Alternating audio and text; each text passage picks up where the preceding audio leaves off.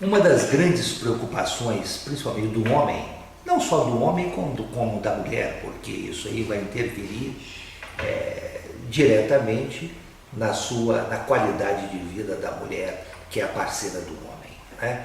É justamente o grande problema da disfunção erétil. A disfunção erétil é um nome melhor para chamar de impotência sexual. Os indivíduos, todos nós homens, aceitamos muito mais sermos taxados de disfuncionais eréteis, né? Sofrermos de uma disfunção eretiva, do que sermos qualificados como impotente. Impotente é uma palavra, na realidade, muito dura e macula muito o nosso ego. Então, o nome moderno, o nome atual, o nome odierno para a impotência sexual é disfunção erétil, né? Mas a disfunção erétil é um nome genérico e que, na realidade, significa a impropriedade ou a incapacidade do indivíduo de manter o seu pênis ereto por um tempo preciso, por um tempo hábil, para que ele tenha prazer nesse relacionamento e para que ele dê prazer à sua parceira, à sua mulher, à sua esposa, à sua namorada, à sua noiva, enfim, à sua mulher, né? À sua companheira sexual. E muitas vezes, e isso varia naturalmente, isso tem que ser avaliado no tocante ao casal, porque muitas vezes um homem pode ser impotente ou disfuncional com uma certa mulher e pode não ser em relação a outra, né? Assim como uma mulher, ela pode não obter prazer mesmo com um parceiro viril que tenha qualidade eretiva, mas por razões várias, né? E ela obter um prazer enorme com um outro, às vezes até menos qualificado fisicamente, né? Então a coisa é bem, porque a sexualidade humana envolve naturalmente uma gama enorme de influências físicas, influências emocionais, influências sociais, influências variadíssimas, e que isso tudo vai levar ao sucesso ou insucesso do relacionamento sexual, né? Mas a disfunção que nós queremos abordar nessa fala de hoje é justamente a disfunção erétil. Isso é aquela capacidade do homem manter um pênis ereto tempo suficiente para copular, para ter uma atividade sexual com a sua parceira, né? Classicamente, a disfunção erétil é classificada, é dividida em chamada genuína ou secundária, né? Primária e secundária, ou genuína e secundária. A primária nada mais é do que aquela incapacidade do homem de não ter ereção, e nunca ele teve. Mas um homem que vinha tendo as suas ereções normais e que, a partir de um certo momento na sua história de vida, ele começa a apresentar abalos ou disfunções nessa sua atividade, nós classificamos essa impotência dele como impotência secundária, né? Então alguma coisa aconteceu naquele momento que motivou aquilo ali. Foi um trauma, foi um distúrbio orgânico, né?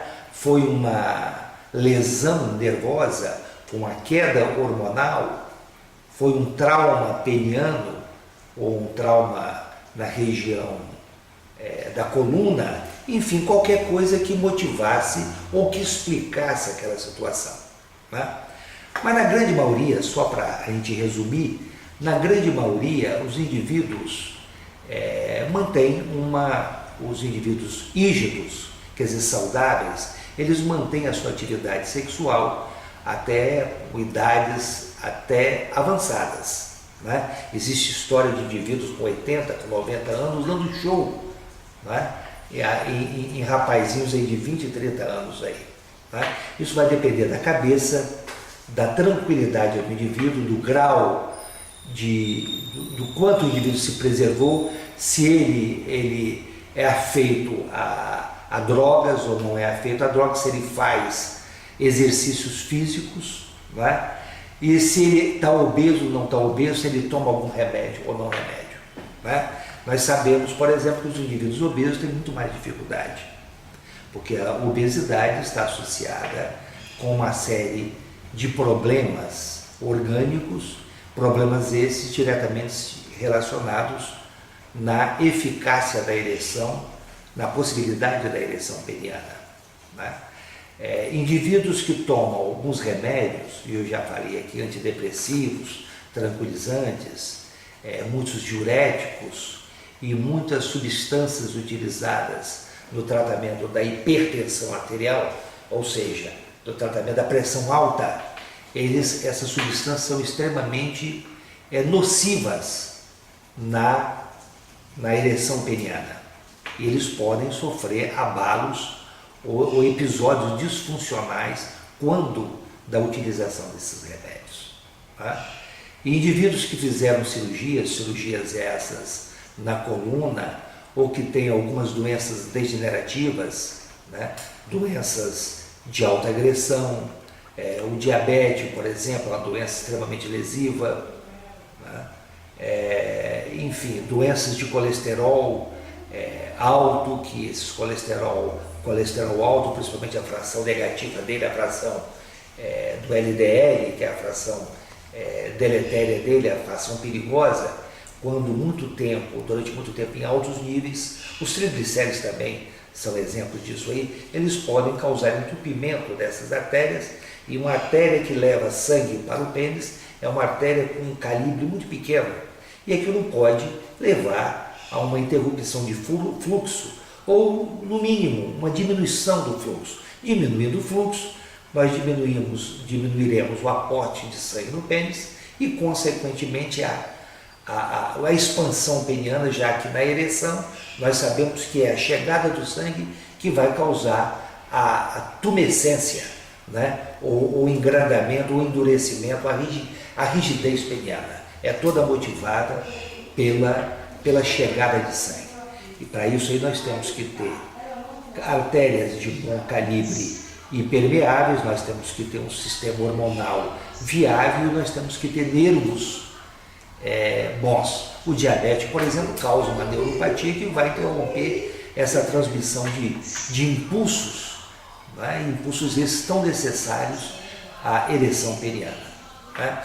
Então vocês veem que a situação é por aí. Se você está tendo episódios disfuncionais, você tem que analisar quando isso aconteceu, e será que isso aconteceu em função de uma alteração psicológica, ou se isso aconteceu em função de um problema orgânico, né?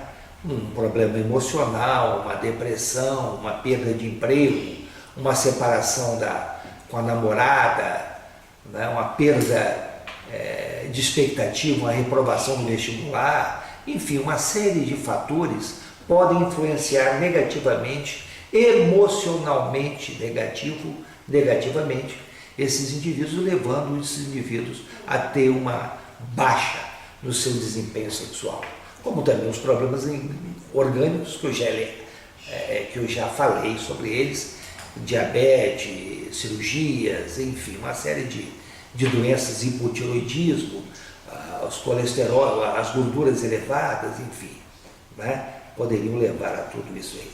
Ok. O tratamento hoje é um tratamento bem mais moderno e muito mais eficaz do que o tratamento processado há 20, 30 anos atrás. Naquela época, eu me lembro ainda muito bem, nós não tínhamos grandes armas.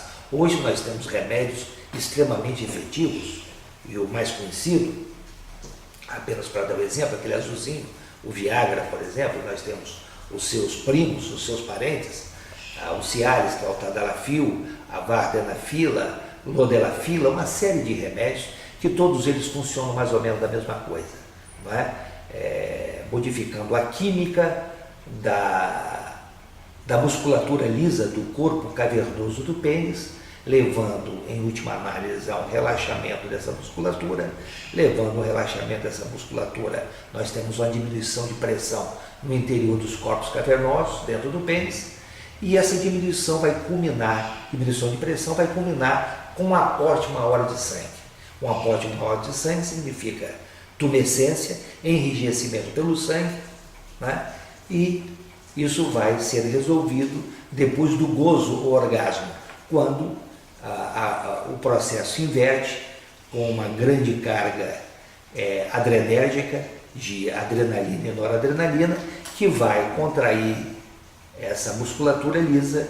Essa contração vai aumentar a pressão e o sangue vai escapar para o corpo, deixando o pênis flácido depois da relação sexual, né? Então é por aí.